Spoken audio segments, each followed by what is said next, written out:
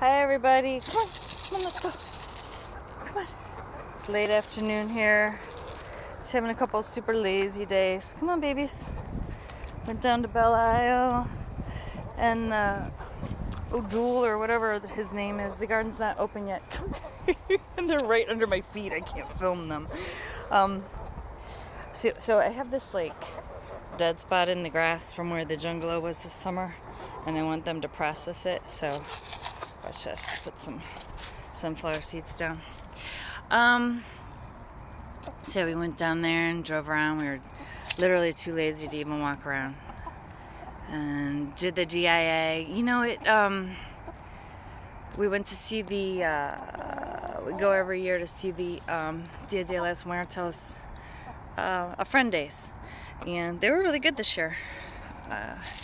I know they have them online too at the Detroit Institute of Art, but they were good this year.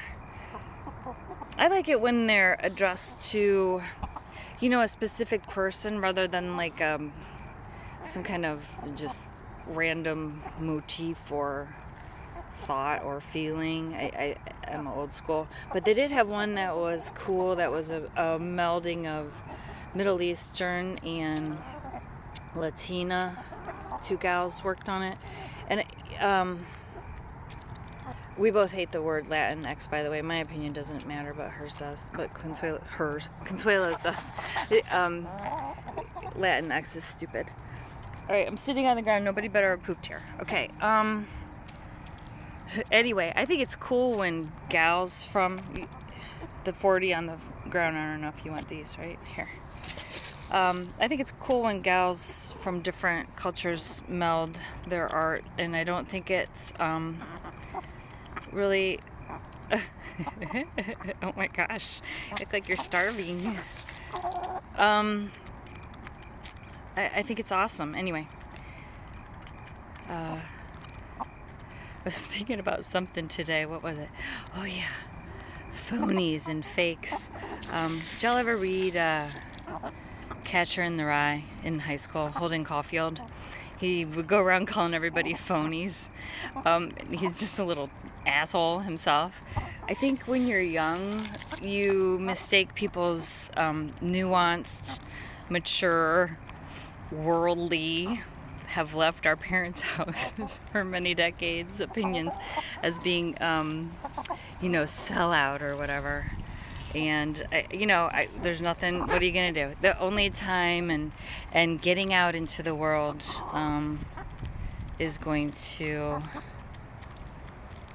inform your opinions better. I know you think you can find out everything from the internet, but, aside from whatever I tell you, which is obviously always the ultimate truth, that's not the case. You gotta get out. You gotta get out and live, right, girls? I don't keep my girls in a cage unless it's absolutely necessary. I put them up yesterday when we left, but if I'm home, and at all capable of watching out for them, they're outside because that's how you grow. That's how you literally spread your wings and fly. Well, I mean, they don't really fly. They kind of. What is up there? What do you? Oh my God! There's a hawk. They're like giving me the sign, and I'm like, it's fine. It's fine. No, there's a hawk right overhead. See, always with the chicken drama here. It's gone. All right, you're good. Hold on, let me get you some more since you're all dying. Hang on, let me pause this. Okay, I'm back. I'm guessing by how hungry they are that they cleaned out all the food on the ground in the pen. I like to let them clean it up every couple of days just to make sure we don't have mice or rats or anything. What the hell was I talking about? Anyway, yeah, you got to get out and fly, and it's really important to have a youth that you can look back on with a mixture of cringe and pride and amazement that you survived it. I wish that for all of you, truly. Look how picturesquely they have arranged themselves here. So sweet. Okay, more chicken drama. I know that's what y'all are here for. So this morning, I let them out of the coop, and I was walking back up the yard, and there was a tiny trigger warning, gore, back half of a mouse on the walkway that the cats had kindly usually every couple days there's a bit of mouse left here. So I was like, ooh, awesome, because one of chicken's favorite foods is, I've heard, mouse, but they haven't been able to, do any hunting or eating of them, and I wanted to see what they thought. So I showed it to them, and it was literally like a rugby scrum. They were playing take it and run with each other. One of them would get it and run away, the next one would get it and run away. Finally, JC, my little yellow girl, ended up with it at the end and ran into the bushes. So I'm assuming it got devoured. So that's a big yes on chickens like mice, and I don't really worry about there being any around the coop or whatever. Like the girls, the feral cats usually take care of most of them, and I think the girls will be able to defend themselves against it. It was little. This isn't like that big rat that I saw. But yeah, anyway, so they like mice. I don't talk too much about my younger years, but I'll tell you a funny story about Kentucky and my enduring love for Kentucky and why that is.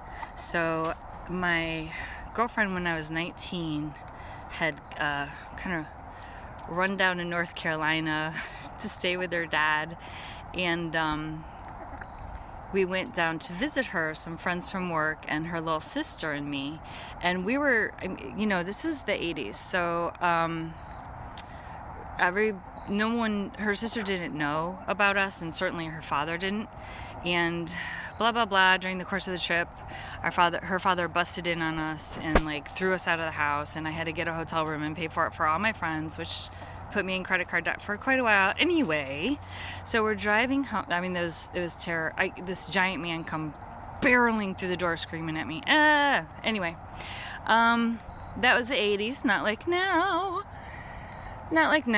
So, driving home, the younger sister obviously now hated my fucking guts. The other girls hated my fucking guts because I was a dirty lesbian, but I had some really nice times with my girlfriend during that trip, and so I have no regrets.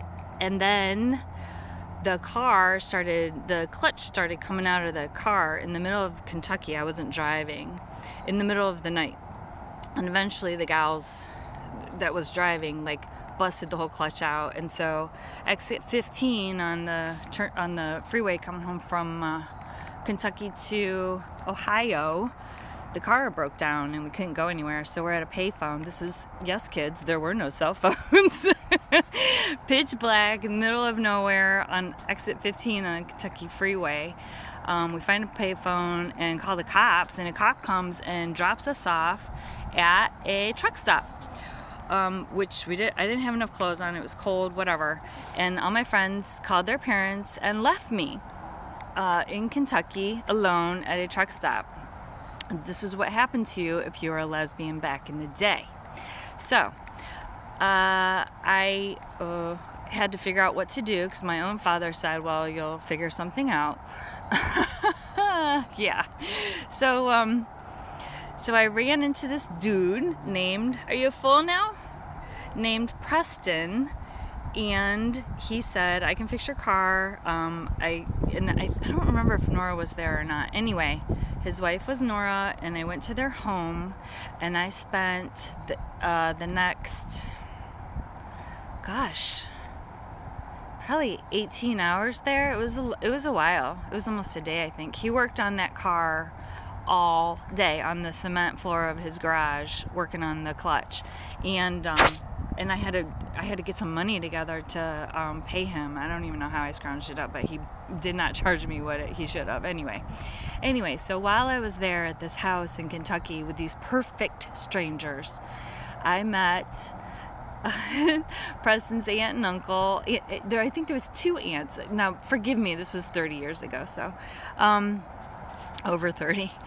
Aunt Alma and what was the other name? Anyway, they taught me how to make peach cobbler, and Uncle Ernie told me all about his stomach surgery, and Nora took me 4-wheeling, and it was fucking gorgeous. If you haven't been to Kentucky, it's gorgeous. The caves are amazing. The scenery is amazing. It's just a beautiful country, beautiful.